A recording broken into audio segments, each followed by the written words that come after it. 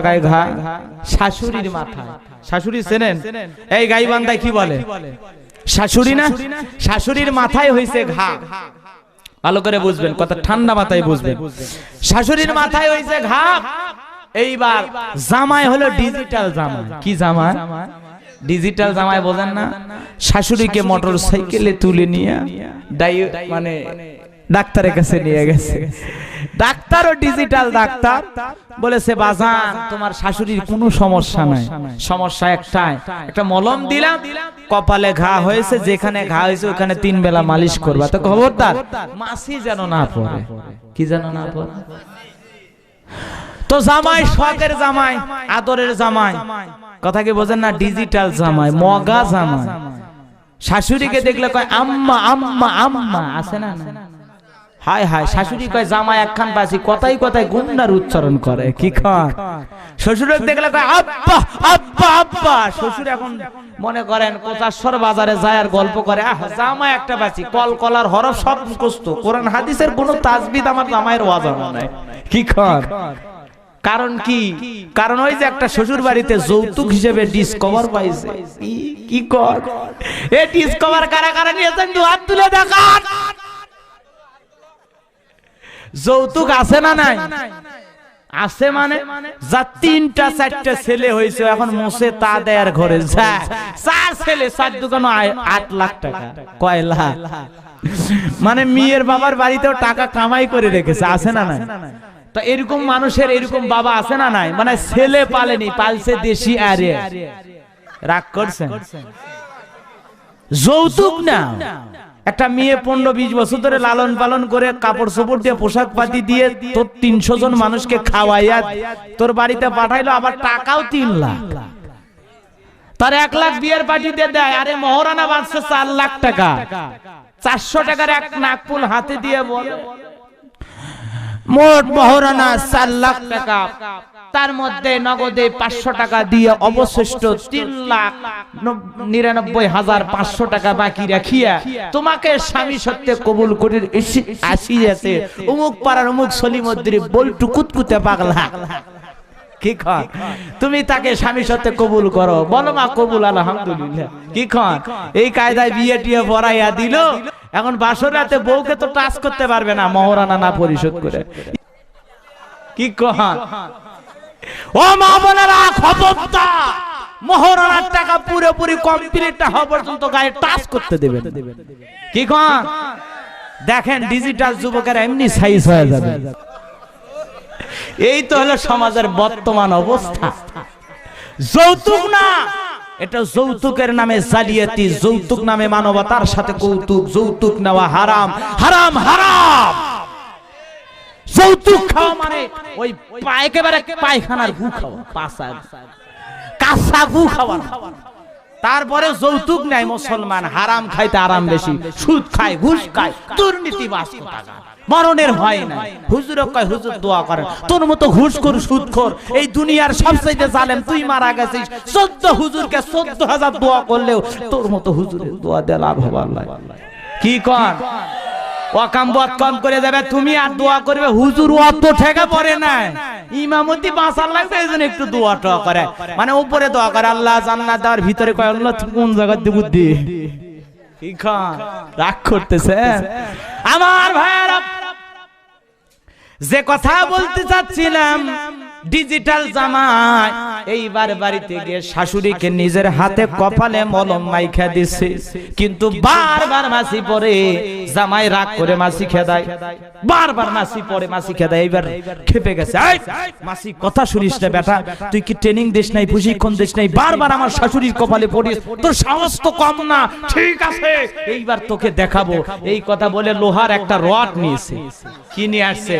কয় মাসি এইবার পরে দেখ, তোরে মজা দেখাবো। যেই মাসি শাশুড়ির কপালে পড়েছে, লোহা রড দিয়া শরীরে যত শক্তি ছিল সব শক্তি দিয়ে শাশুড়ির মাথায় মারছে। ওরে বাবা, মাসি কি আছে? মাসি উড়ে চলে গেছে, কিন্তু শাশুড়ি নামক মাসি ওর আম্মা জান মারা গেছে। তাহলে জামাইয়ের নিয়ত ছিল মাসি মারবে, শাশুড়ি মারবে না, কিন্তু জামাই যে পদ্ধতিতে মাসি মারতে গেছে জামাইয়ের সেই পদ্ধতিটা ভুল ছিল, ঠিক না বেটি? আমার ভাইয়েরা, সমাজের বাস্তবতাও তাই। আজকে সমাজের বুকে যারা জঙ্গিবাদের মাধ্যমে বোমাবাজি মাইরা ইসলাম কায়েম করতে চায়, ওদের নিয়ত ভালো, কিন্তু ওরা যে পদ্ধতিতে ইসলাম কায়েম করতে চায় ওদের ওই পদ্ধতিটা ভুল, ঠিক না বেঠিক? জামাইয়ের উদ্দেশ্য ছিল মাসি মারা, শাশুড়ি মারা না, ওদের উদ্দেশ্য ইসলাম কায়েম করা, কিন্তু ওরা যে কায়দায় বোমা মাইরা ইসলাম কায়েম করতে চায় এই কায়দায় বোমাবাজি ইসলাম কোনোদিন সমর্থন করে না। সূরাতুল মায়েদার আয়াত নাম্বার 32 আল্লাহ তাআলা জানায় দিলেন, মান কাতালা নাফসাম বিগাইরি নাফসিন আও ফাসাদিন ফিল আরদি ফাকান্নামা কাতালান নাস জামিআ। আল্লাহু আকবার। খালি উদাহরণ দিলে হবে, কোরআনে দলিলও দিতে হবে, ঠিক না বেঠিক? আল্লাহ বলে, তোমাদের মধ্য থেকে যারা একজন নিরপরাধ মানুষকে হত্যা করলো সে যেন তামাম পৃথিবীর মানুষকে হত্যা করার শামিল। তাহলে একজন নিরপরাধ মানুষকে হত্যা হোক, এইটা আমার আল্লাহও চায় না, তার মানে জঙ্গিবাদের পক্ষে আমার আল্লাহও নাই, ঠিক না বেঠিক? এই যখন বোমাবাজি মাইরা হোটেলে ঢুকে ওই যে গুলশানে বোমাবাজি মাইরা ইসলাম কায়েম করবে আর নাম দিবা জঙ্গিবাদ, খবরদার। ইসলামের মধ্যে দুশমনদের কোনো ঠাঁই নাই, ঠিক না বেঠিক? কোন জ্বালাও পোড়াও নিরপরাধ মানুষকে হত্যা করা, ককটেল বোমাবাজি, এগুলো ইসলাম সাপোর্ট করে না। ইসলাম হলো শান্তির ধর্ম, নির্ভেজাল ধর্ম। ইসলাম জোর করে কাউকে আক্রমণ করে না। ইসলামের প্রতি যদি কেউ আক্রমণ করে সেই আক্রমণকে প্রতিহত করার জন্য ইসলাম প্রস্তুত, কিন্তু কাউকে জোর করে অ্যাটাক ইসলাম করে না, ঠিক না বেঠিক? কথা কি বুঝতে পেরেছেন? রাগ করলেন মনে হয়, বলবো ভাই সামনের দিকে যাব। আমার ভাইয়ারা, চলুন যে আলোচনা করতেছিলাম বন্ধুগণ আমার, ওই যে দুইজন বালক সহ নবীজি 313 জন সাহাবী নিয়ে জিহাদের ময়দানে প্রস্তুত হয়ে গেলেন। বন্ধুগণ আমার, ওই হাজার হাজার বন্ধুগণ আমার হাজার হাজার কাফের ছিল, আর নবী এবং তার সাহাবীর সংখ্যা মাত্র 313 জন। বন্ধুগণ আমার, অনেক লম্বা কথা, লম্বা ইতিহাস আমি লম্বা করব না। ওই বদরের প্রান্তরে আল্লাহ পাক ফেরেশতা দিয়া মুসলমানদের পক্ষে সাহায্য কইরা ওই বদরের প্রান্তরে 313 জন সাহাবী দিয়া আল্লাহ পাক প্রথম বিজয়ের মালা 17ই রমজানে মুসলমানদের গলায় আল্লাহ পরিয়ে দিয়েছেন। জোরে বলেন না ভাই সুবহানাল্লাহ। তাহলে বদরের প্রান্তরে সৈন্য সংখ্যা বেশি ছিল না, মাত্র 313 জন ছিল। আজকেও বাংলার জমিনে তথা পৃথিবীর জমিনে মায়ানমারে মুসলমান মার খায়, ফিলিস্তিনে, আফগানিস্তানে, ইরাক, আফগানিস্তান, পাকিস্তানে মুসলমান মার খায়। আজকে तमाम পৃথিবীর মুসলমান যদি ঐক্যের এক প্ল্যাটফর্ম করে তুলে কাঁধে কাঁধ মিলে আল্লাহর জমিনে মুসলমানকে যারা হত্যা করে তাদের পক্ষে মুসলমান কাঁধে কাঁধ মিলে যদি আল্লাহর জমিনে আল্লাহর দ্বীন কায়েমের আন্দোলন করে, সবাই কাঁধে কাঁধ মিলে আল্লাহর জমিনে আল্লাহর দ্বীনকে প্রতিষ্ঠিত করতে চায়, বিশ্বাস করেন সেই ঈমান স্পিরিট নিয়ে যদি আজকেও ময়দানে নামি तमाम পৃথিবীর রাজত্ব মুসলমানের হাতে আল্লাহ দান করবে। জোরে কোন সুবহানাল্লাহ। কিন্তু সেই ঈমান আমাদের নাই। মন খারাপ করলেন মনে হয় ভাই, কষ্ট পাচ্ছেন আপনারা, তাহলে রাগ করেছেন আপনারা। কারা কারা রাগ করেন নাই দুটি হাত তুলে দেখান তো। লিল্লাহি তাকবীর। হাত নামান। ওয়াজ আরো কিছুক্ষণ চলবে, মা বোনদের জন্য কিছু ওয়াজ করা দরকার নাকি বলেন আপনারা? একটা ছেলে আমার কাছে আপত্তি করেছে, হুজুর মা বাবার অবশ্যই একটু ওয়াজ করবেন, আমার মা নাই, বাবা নাই, মারা গেছে। আলামিন ভাইও আমাকে বলেছেন, এজন্য মা আর একটা আলোচনা, ছোট্ট একটা ঘটনা 2013 সালের, সেই কথাটা বলে আমি আমার আলোচনা শেষের দিকে নিয়ে যাওয়ার চেষ্টা করব ইনশাআল্লাহ।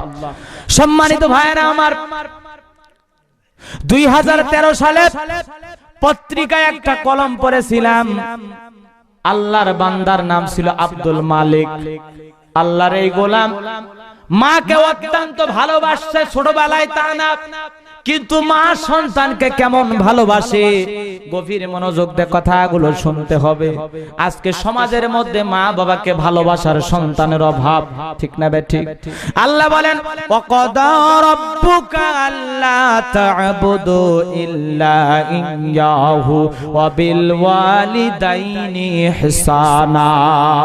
আমার আল্লাহ বলেন আমার গোলামি করো, আমার দাসত্ব করো, আমার ইবাদতের সাথে কাউকে শরীক করো না। আর আমার ইবাদতের পর তোমাদের দায়িত্ব হলো তোমরা তোমাদের পিতামাতার খেদমত করবা, তাদের সাথে সুন্দর আচরণ করবা, ভালো ব্যবহার করবা।